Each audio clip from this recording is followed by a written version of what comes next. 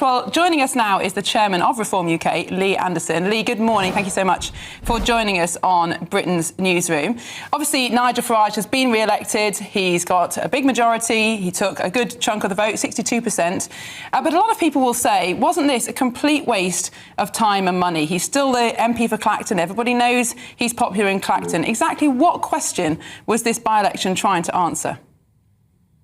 Well, first of all, the people that's saying, Miriam, that it's a waste of money aren't really speaking about the by-election in Makerfield, which I think was a waste of money, £250,000 for that, to allow Andy Burnham to sneak into Westminster and become the Prime Minister. And also, as a consequence of that by-election, it then cost another £4 to £5 million to have the mayoral election. Well, there you go. This is GB News Originals. I'm Emily Carver. Please do give this video a like and subscribe to our channel for more content like this. And do leave a comment. Let me know what you think. Two wrongs don't make a right, Lee, and you can criticise the Makerfield by-election whilst also admitting this one was a bit of a waste. Well, I'm not saying it's a wrong, Miriam, but, you know, it's a bit rich from the other parties to start bleating on. They put candidates up in Makerfield. They didn't see that as a waste of time. But this, as Nigel says, is a ringing endorsement from the people of Clacton to make sure that Nigel Farage is their representative in Westminster. And basically what they've done is they've stuck two fingers up to the establishment, and fair play to them. OK, Lee Anderson, why did Nigel Farage not attend the count? Because there seems to be a conflicting understanding of the threat that may or may not have been posed to him between Reform UK and what Essex Police are saying. Well, I mean, it depends which interview you watch, guys, this morning. I mean, Nigel was on the stage, I think, about 3:30 this morning at the Farage Fest, and basically said that he'd received information from Essex Police that there was going to be some disruption at the count. And now Nigel has a lot of security, as you know, and to my mind, what I've been told now is he spoke to his security, and they said it's too much of a risk to attend, and you know, to put up with all that nonsense as well that will come with 30-odd candidates and their representatives in the hall.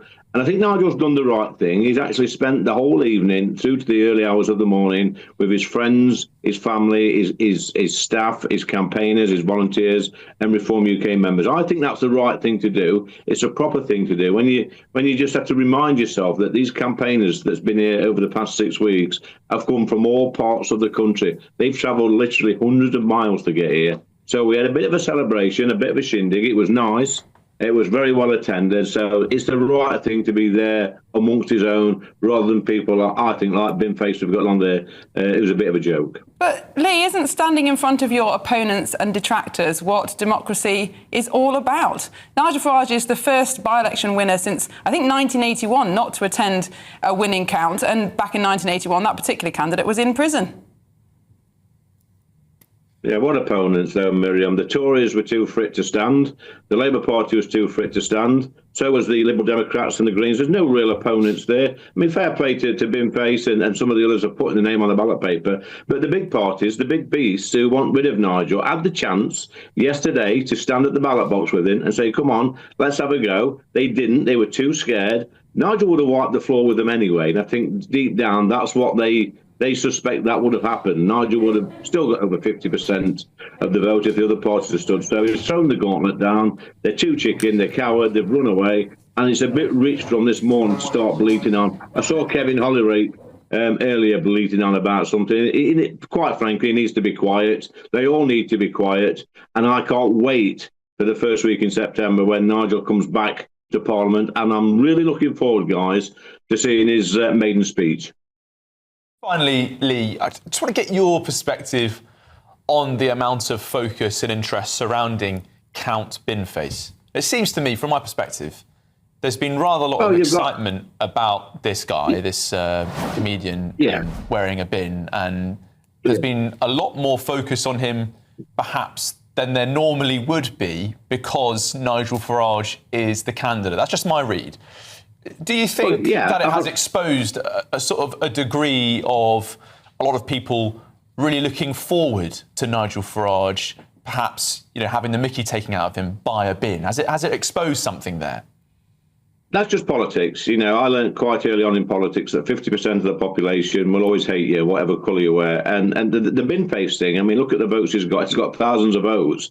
And then votes would have come from the Tory voters, from possibly Labour voters, Green voters. And it just shows what sort of voters they are, what sort of people they are that would vote for a bin. A bloke walking around with a dustbin on his head saying silly things. We know he's a bit of I think he's a bit of an activist as well. I think he leans to the left.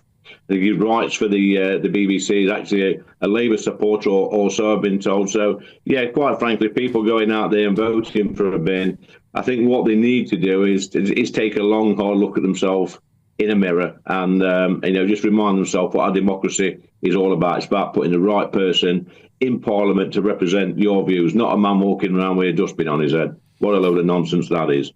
Well, Lee Anderson, Chairman of Reform UK, thank you so much for joining us this morning. Right, let's go and speak now to the Labour MP for Chesterfield, Toby Perkins. Good morning to you, Toby. I regret to say, and by the way, I'm not scared of these people, far from it.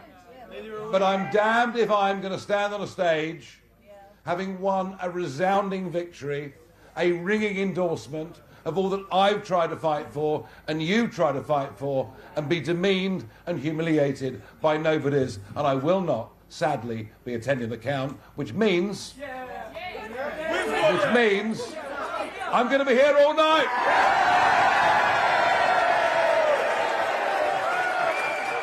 Well, I'm joined by Andrew Rosendale. Andrew, thank you very much for talking to us this evening. This Farage fest is quite something, but Nigel Farage a bit earlier saying he's confident that Reform have won pretty conclusively. How conclusively are you expecting? So Nigel Farage is the only serious candidate in this by-election, and he's got a plan for Britain, and I think the people of Clacton will unite behind him in this by-election, and tonight we'll get that result. I think it will be very, very clear that Nigel is the only person that anyone has any confidence in, and he will be re-elected as the MP tonight. But he's the only candidate, isn't he? Because it's quite likely that the Standards Committee will find against him, and there might be another by-election, and the other parties are going, well, what's the point in this one? We should just wait for the second one. Well, I think it would be a total waste of time, because after tonight it will be very clear that the people of Clacton want Nigel Farage to be their Member of Parliament. So if they trigger another by-election, and of course the Standards Committee would have to decide that, but then 10% of the people of Clacton would have to sign up to that.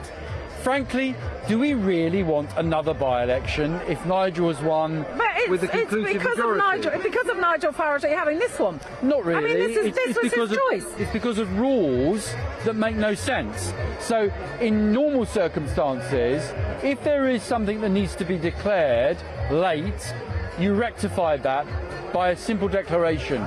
There is no need to go through this horrendous bureaucracy that the parliamentary authorities have created, and I think that it challenges all of that as well. Ultimately, if you don't declare something in the time that you should have done, and we've yet to hear if that has actually happened in this case, then a simple rectification process is all that's needed. You don't need by-elections, you don't need to actually chuck MPs out of office over a minor technicality, and that's all this is. But my point is that the Standards Committee was still continuing an investigation. You've got no way of knowing they would have found against him. But they might never have done. There might never have been a by-election. You've inflicted this on everybody for nothing. Catherine, it's more than that. So it's not just about that. Reform UK is under attack in so many areas. The Labour Party and the Conservative Party are terrified that we can win the election next time, and they are trying to do everything they can to drag Nigel down. This is not just about the Standards Committee investigation. This is about politics being on a level playing field in this country, and that's not happening because the parties that have governed this country for so long are coalescing to stop a Reform government. That's what's really happening. So this is the people making a decision, and Nigel's given the people of Clacton that opportunity. Well, Farage wins, the BBC squirms, and Westminster gets 2 fingers up inside the Clacton earthquake. Right, Settle in, because what happened in Clacton this week is the kind of story that tells you everything about the state of British politics, and almost nobody in the mainstream is telling it to you straight. Before we get into it, if you're new here, this is Britain Underneath, the channel that actually says what's going on beneath the Westminster spin. So hit that subscribe button now, tap the bell, and let's dive straight in. Nigel Farage has just won the Clacton by-election, and the numbers alone are enough to make the political establishment nervous. Over 22,000 votes, a result that Reform are calling a landslide endorsement from a constituency that has had enough of being talked down to by people who've never set foot in it. But here's where it gets properly interesting. Farage didn't even turn up to his own count, and that single decision has set off a chain reaction that exposes just how uncomfortable the media and the police are with this result. The official line from Farage's camp is that Essex police advised him to stay away because of a credible threat to his safety. Reform say there was also a wider effort to disrupt and undermine the result itself.